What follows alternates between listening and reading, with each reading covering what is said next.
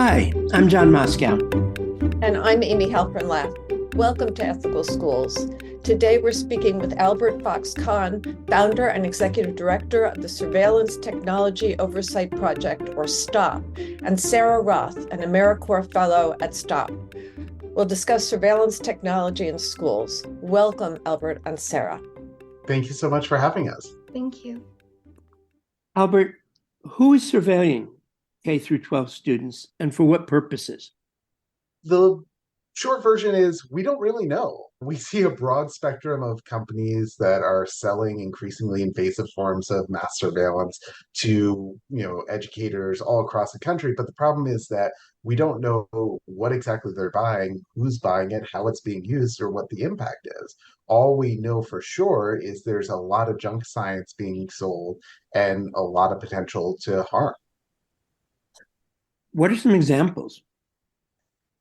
Well, one of the things that's really remarkable about the mass surveillance we see being rolled out in educational spaces is just how evidence-free so much of it tends to be. So we see invasive forms of surveillance being rolled out to try to predict who is going to be a threat to their school in the future, or who is going to commit harm against themselves.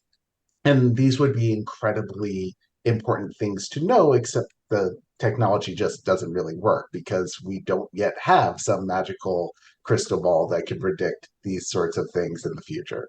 But we also see surveillance being used to track students' movements. We see it being used to track what they say online. We see it being used to track how they use school-provided computers. We see school districts that are transforming the hardware they provide into nothing short of an electronic monitoring device.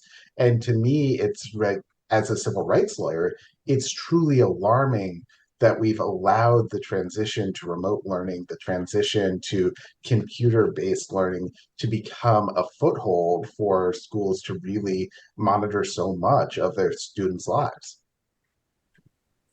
Who's collecting this data and where is it likely to show up and impact students?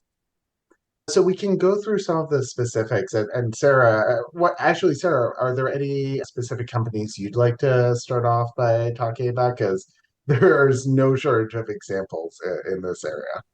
Yeah, so we can talk about internet and computer keyword surveillance technology, which Albert had mentioned had really, taken a foothold during the COVID-19 pandemic because it had switched over to virtual school and classrooms. So what these sort of companies do, one, for example, is Gaggle, is that they look at students' internet and computer activity on through like school accounts, the images that they pull up on their screen that they send to each other as students through via email, the assignments that they have, and cloud tools. For example, English assignments are like one thing that these companies will particularly scan for references to self-harm. They also pick up keywords such as words that are referred to identity, queer identity. Identities are such terms that they'll flag to school administrators and that they'll even send to government agencies. And yeah. Sarah, could you give us an example of how this data is turned over to government agencies and for what purpose? Yeah, so for I apologize because I always forget the name of this agency, but the National Center for Missing and Exploited Children. Yeah. For example, is one group that they'll turn over references to, if a student identifies themselves as queer on these sort of platforms. That is one example. Another is that these tools always say that they don't sell this data to third parties, but they are able to provide it to law enforcement with a warrant request. So just at a high level, why don't we map out the different ways that information can flow? So you have these different companies surveilling students. They can provide information to school officials who in turn can provide it to law enforcement. You can see them providing it to law enforcement directly, either voluntarily or in response to a subpoena or warrant. You can also see law enforcement partnerships with school districts. So one particularly chilling example came from Pasco County, Florida, where we saw a sheriff's department that was engaging in a real-time data sharing partnership with school officials where they were getting academic records and then feeding it into this junk science predictive policing approach that the sheriff had as a way to try to target students as being a risk in the future based off of what their grades had been in the past. And as with many of these forms of surveillance, there's a lot of potential for abuse. There's a lot of potential for discrimination. There's a lot of ways that can reinforce existing biases. And there's a really abject failure in order to actually safeguard against any of those potential harms. And even more concerning, there's no evidence that actually works. And so I think that is one of the many interesting case studies we see because we often hear about the protections provided under federal laws like FERPA, under state privacy laws, but oftentimes these laws provide quite limited protections against data sharing with law enforcement. And that's something that continues to be, really of concern.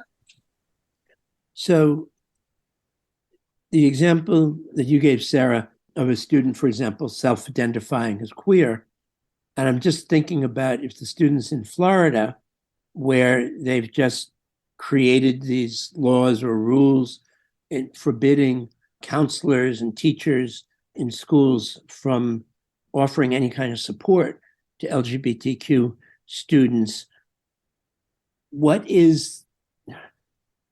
ramifications just seem really enormous just from the very fact of this data being collected. And it doesn't seem as though the school or the state certainly would have any kind of legitimate purpose for it, since they've just forbidden offering any support to students.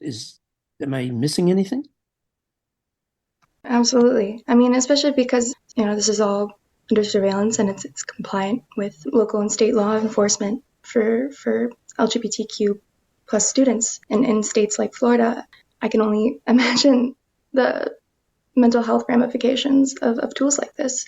And also for the laws that are discriminating against trans youth as well, the ramifications that'll result from parents who are supporting their children, teachers supporting trans students. It's nightmarish.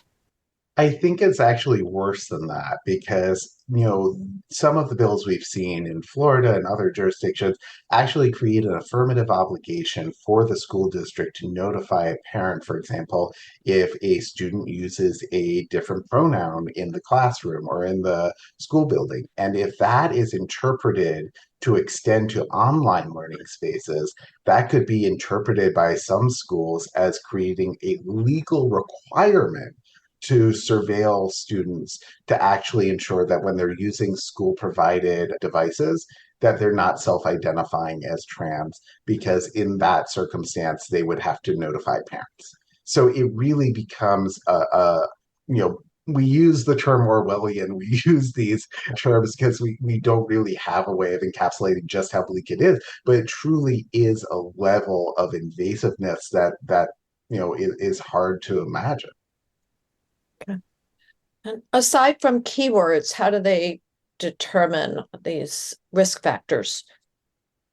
So in the predictive policing and self-harm space, a lot of it's done through keyword monitoring. So for example, there will be a list of prohibited words. If one of those is used, that could be enough to trigger an alert.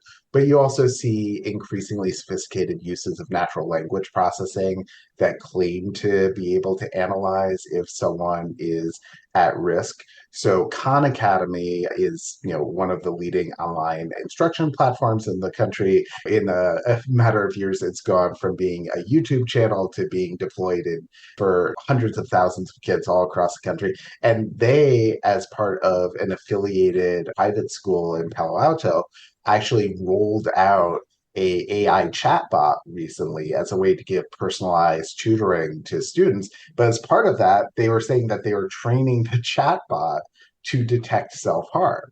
And so what gets really concerning with those sorts of deployments is, again, we're dealing with technologies that have barely been vetted, that are highly experimental.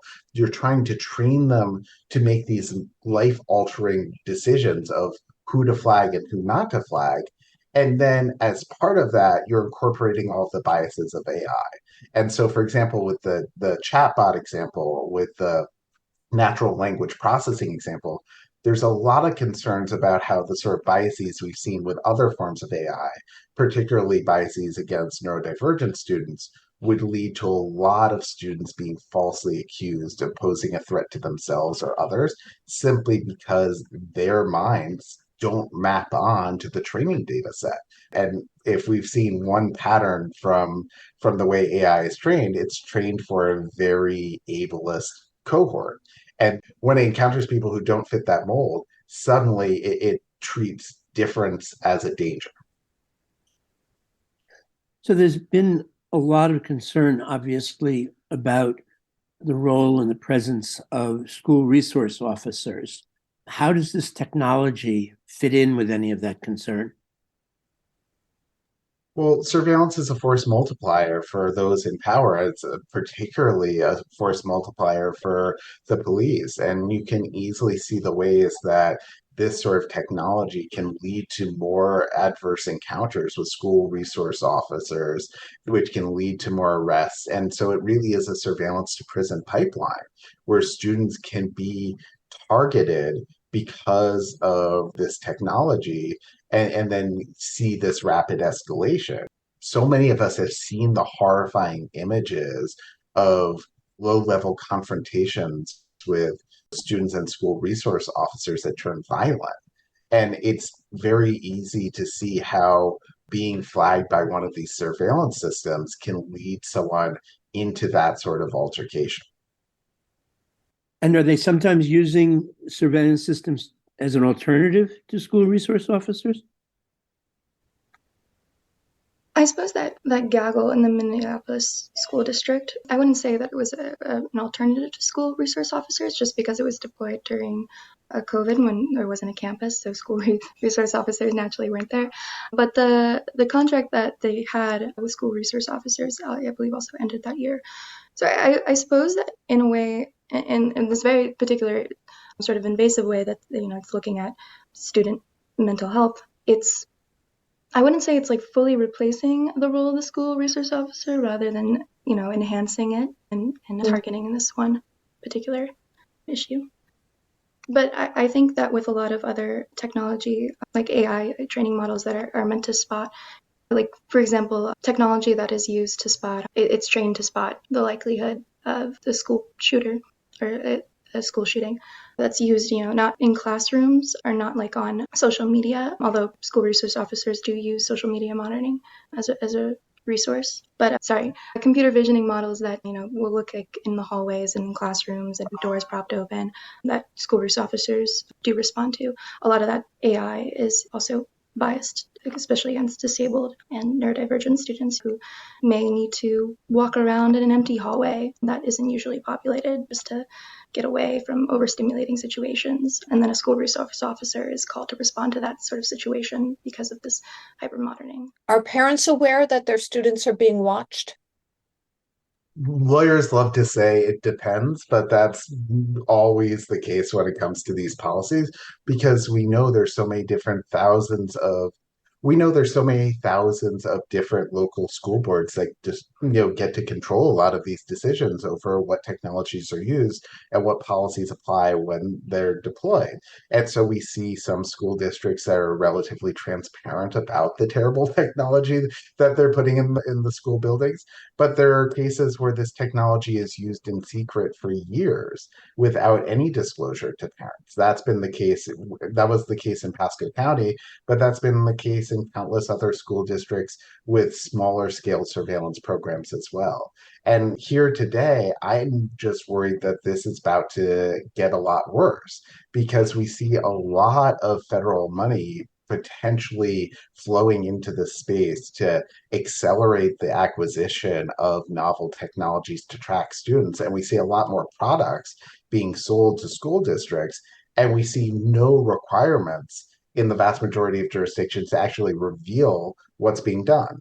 There's a small number of municipalities that have what we call CCOPS bills or community control of police surveillance laws that require schools and other government agencies to publish a list of every surveillance tool they use and to actually get public feedback on it. But that's an outlier. That's not the norm. And there's really a clear need for greater protections at the federal, state, and local level. Have there been legal challenges to this? Yes, we've definitely seen a lot of lawsuits. And I do think that for the school districts that use this technology, they're acting at their own peril. So we've seen pushback, particularly in public schools and public universities, against the use of surveillance within the home. So this was most prominent in the remote proctoring space during the peak of the pandemic, where we saw a lot of schools really deploying invasive surveillance into the home to try to prevent cheating. It was easy to work around those protections. We had so many TikTok videos of people brazenly cheating, even when they had this sort of surveillance being used.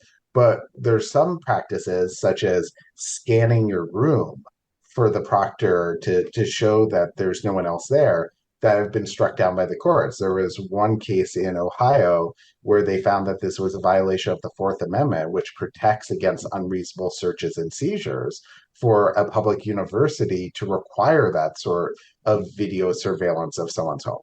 But it's a different situation for private schools because the Fourth Amendment only applies to governments. And so, when it's a private institution, they have much more latitude in what data they'll collect. And it's also potentially a trickier case when it comes to K-12 education. So the Supreme Court has pushed back on some of the more extreme claims from school officials that they have carte blanche to regulate students' behavior on social media and whatever they do outside of school. There was a case just a couple of years ago where someone was punished for obscenities they said on social media, and the court said that was unconstitutional. That was a suppression of free speech. But there's still other cases, particularly when it comes to surveilling students on school grounds, where the courts have afforded, educators quite a bit of latitude to surveil students. And so I think we're going to see a lot of interesting cases in the months ahead.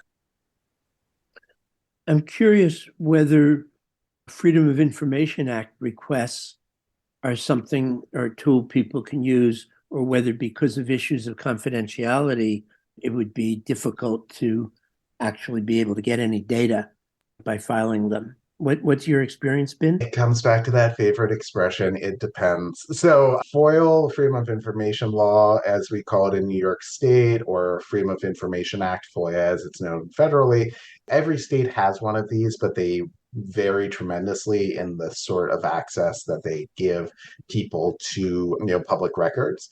Some states like Florida traditionally have been quite good about complying, whereas states like New York have been, in legal terms, a dumpster fire when it comes to FOIL compliance. So, it really varies.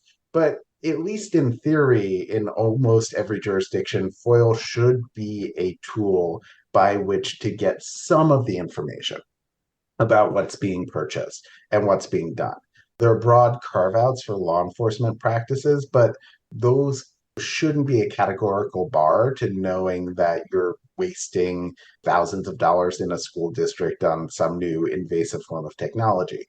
So one thing I would recommend for any parents or educators who may be interested in this, so disclaimer, none of this is legal advice. I am not licensed to practice in any jurisdiction other than New York State. However, in my limited anecdotal non-scientific experience, ChatGPT is actually pretty good at generating freedom of information requests. And so if you are curious about what your school is purchasing, what technologies they have, and how that information is being used, that's the sort of thing that ChatGPT might actually be a good thing for humanity if you start using it to create these sorts of requests. I had a question about facial technology, facial recognition, and the situation that arose in New York State a couple of years ago with the Lockport School District. If you could sort of speak very briefly about what that was and what the implications of that are, both in New York and potentially elsewhere, and where it stands. Yeah, so Lockport, I think, is really the synecdoche of everything that goes wrong in the surveillance landscape. So it's a school district upstate that had a plan to install facial recognition to monitor its students. Now, the problem is the plan seemed to never have a consistent rationale for why they were doing it. At some times they said, well, this is a way to prevent school shootings. The problem is that as horrifying as school shootings are, and as much as we would all want to have some technological fix to prevent them, the vast majority of school shootings involve an individual who has a legal right to be on that property. And so having a facial recognition system actually wouldn't identify the vast majority of school shooters because they would be students or other people who had a connection to that school. So, then we also heard justifications around COVID and contact tracing. We heard justifications about all sorts of things. But what we saw, thankfully, in New York was that common sense prevailed, and we passed legislation that outlawed facial recognition in K 12 education, that made it illegal for any public school in New York State to use this technology. And I should say, facial recognition is really concerning in K 12 education because, well, the tech is actually more error prone for younger individuals. So when you use facial recognition to scan a child, it's more likely to be wrong. But on top of that, we already know facial recognition for people of every age is more likely to be error prone if they are Black or Latinx or Asian, if they are trans or non-binary, if they're a woman rather than a man. Basically, anyone other than me, a middle-aged white dude, is suddenly going to be faced with a higher propensity for falsely being flagged by this technology. And that has led to false arrests, that's led to wrongful imprisonment, that has led to all sorts of harms. And when you can imagine using that to track children and potentially to track their parents, it's just a recipe for disaster, especially the chilling impact it can have for those with criminal justice involvement or for those who are undocumented. Sorry, I've been talking a lot. Sarah, anything you wanted to add on that point? That's okay. I also just wanted to flag I was doing some minor research that I found out the Minneapolis School District, shortly after terminating their contract with school resource officers through police, they created a new one. So definitely I would say that Gaggle and these sort of tools are really just an enhancement to the system that is already in place, as Albert had mentioned. Um, Now, aside from facial recognition, how is this surveillance biased, perhaps in favor of the middle-aged white dude? I mean, well, first of all, even where there's a technically neutral system that's being deployed without any algorithmic bias, without any bias in how the technology operates, it's being operated by human beings who bring their own biases to those systems. Ruha Benjamin at Princeton has written really wonderfully on the topic and shown how there cannot be such a thing as a neutral technology in the hands of systemically racist institutions. So that's the first problem. But then you look at other aspects of this technology, and there's bias baked right in. So, for example, with some of the predictive policing, predictive behavioral health surveillance technologies, they will be trained on a non-representative sample set of users. So it won't be capturing the behavior of everyone. It will be capturing they'll be using behaviors of a smaller sample set to define what's normal and what's healthy. And then that has a lot of potential to discriminate. But then on top of that, oftentimes these systems, particularly keyword search-based systems, are just running the search words that they dislike through Google Translate and coming up with a list of what tools are going or of what terms are problematic in other languages. So, for example, this wasn't a K-12 example, but it was an example of how this technology operates. There's a sheriff's department in Long Island, New York, that is part of the jail, has a program to monitor every phone call And as part of that, they are searching for words that they think are connected with criminality. And they just came up with the list of Spanish words using Google Translate. And when native Spanish speakers saw what was being flagged, it was like, I heard it described as you had to laugh, you had to cry, you had to get angry, because it's just so bad at identifying what's truly a threat. I just wanted to go back for a second to the Lockport situation. The law you mentioned, just to clarify, is strictly applicable to New York State. Is that correct? So that says nothing about what might be happening elsewhere in the country. Yeah, there really aren't any meaningful federal protections against biometric surveillance. And if anything, federal laws are only pushing in the direction of more surveillance. We've seen additional funding after the tragedy in Uvalde. We've seen money from the CARES Act being redirected towards school surveillance. And so it really, at the federal level, the Biden administration had a real opportunity to bring civil rights into the forefront as part of the Department of Education's response to the very real threats that schools face. But instead, they've really just embraced far too much of this technology. Is there anything either of you would like to add to this conversation that we haven't talked about? Sarah, you first. Well, I suppose we had gone over sort of Khan Academy's use of AI in classrooms and flagging, student, instances where, student might mention self-harm or indicators of self-harm.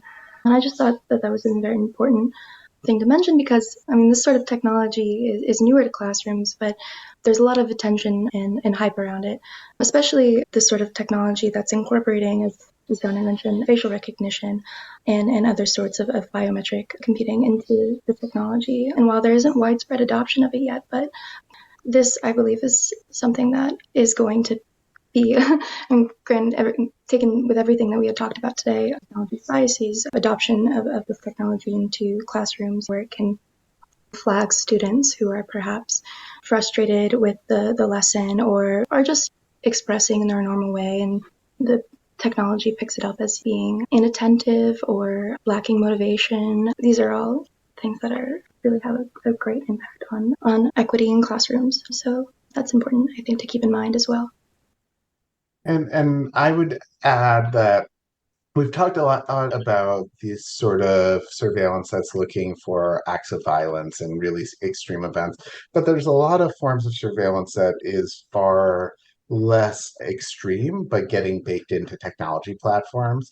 So we see attention tracking, we see sort of more subtle eye tracking, we see all these ways that we're being monitored constantly on Google and Microsoft platforms to be measured in how we operate. And this is something that probably is a concern for teachers as well, because we know that increasingly employers are using these tools to measure quote unquote productivity by reducing us to this measure of how frequently we're engaging with these electronic platforms.